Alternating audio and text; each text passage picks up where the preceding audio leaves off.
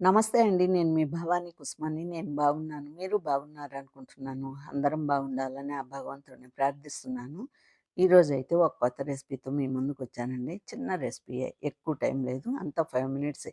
చూపించిన 5 మినిట్సే, చేసుకున్న 5 మినిట్సే. అందుకని ఈజీగా మీకు నేర్పిస్తున్నాను. అంటే పెద్దలకి కాదండి, పిల్లలకి అని చెప్తున్నాను కదా!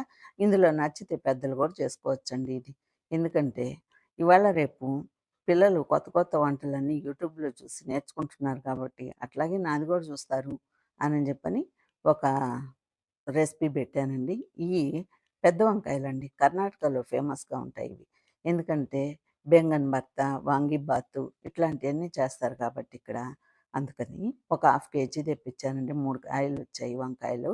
అందులో ఒక్క కాయ మాత్రమే తీసుకున్నాను. ఈ ఒక్క కాయని నేనిప్పుడు స్లైసెస్‌గా కట్ చేశాను గదండీ! ఉప్పు నీళ్ళల్లో ఏసేసాను. కాస్త ఆ చేదు పోయే దానికోసంగా వేసేసాను. ఇంక వేసి దీన్ని ఎలా చేస్తానో చూడండి. ఇది వెజ్ గదండీ! నాన్ వెజ్‌లాగా చేస్తాను. అంటే మీకు అర్థమయ్యే ఉంటది. ఫిష్ ఫ్రైలాగా చేస్తానండి. దానికి కావాల్సిన మసాలా తక్కువ మసాలా, ఇంగ్రీడియెంట్స్ తక్కువగా ఈ ఈజీగా చేసుకునేదానికే నేను ఈ వంటలు పెడుతున్నానండి. నేను ముందే చెప్పాను గదా! అందుకని. ఇక నా దినచర్యలో భాగాలు ఇవన్నీ పెట్టాననుకోండి, వీడియో పెద్దదైపోయి చూసేదానికి గూడా మీకు ఆహ్, టైం ఉండదేమో పిల్లలకి అనని వంట వరకే పెడుతున్నానండి. నేను పర్సనల్‌గా విడిగా ఎదురుగా కెమెరా ముందు కూర్చొని ఏమన్నా చెప్పాలనుకుంటే చెప్తామనుకున్నాను. అందుకని ఇప్పుడు వంట మాత్రమే పెడుతున్నాను. ఇప్పుడైతే ఒక స్పూను సాల్ట్ ఏసానండి. మీకు కనిపించింది గదా! ఒక 2 స్పూన్లు 2 పించెస్ పసుపు, అర స్పూను కారము, తర్వాత ginger garlic paste half spoon, ఒక నిమ్మ చెక్క, ఒక కాయలో హాఫ్ చెక్క అంతేనండి.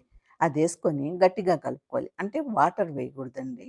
వాటర్ వేస్తే ఏ కూరగాయల్లో అయినా ఉప్పు తగిలిందంటే వాటర్ బయటకొస్తది కాబట్టి, అప్పుడు ఈ మసాలా దానికి అంటుకోదు.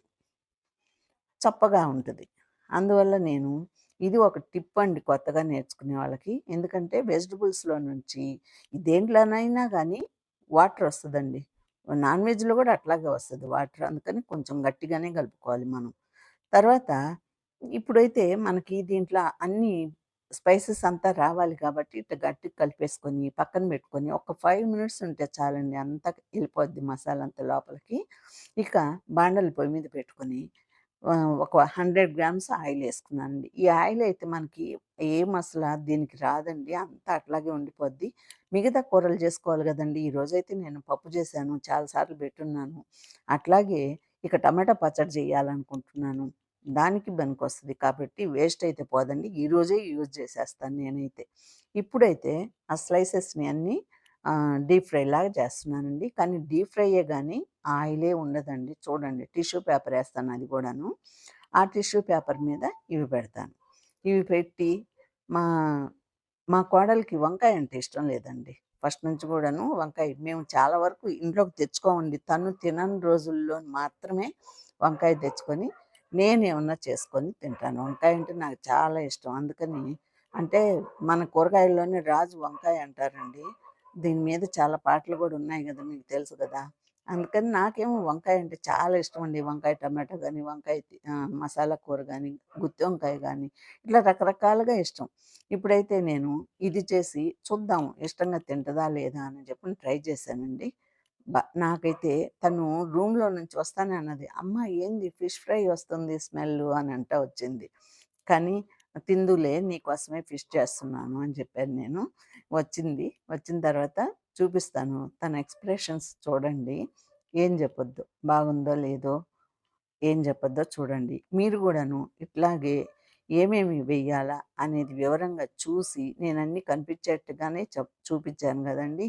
సాల్టు, పసుపు, కారము, ginger garlic paste, lemon. 5 items అండి. మీరు ఐటెమ్స్ నంబర్స్ కౌంట్ గుర్తుపెట్టుకోండి. చాలంతేనండి ఈజీగా మీరు అవే కొండ గుర్తులు మనకి వంటకి. కొత్తగా నేర్చుకునే వాళ్ళకి. అంతేనండి. ఇప్పుడు చూడ్డానికి మనకి దూరం నుంచి ఫిష్‌లాగే కనిపిస్తుంది గదండీ! ఇప్పుడైతే మా కోడలు ఏం చెప్పొద్దో చూడండి. కానీ ఆ మాటలు రికార్డ్ చేయలేదండి. నేనైతే నేను వాయిస్ ఓవర్ ఇచ్చుకోవాలా అని చెప్పని అదే చెప్తుంది.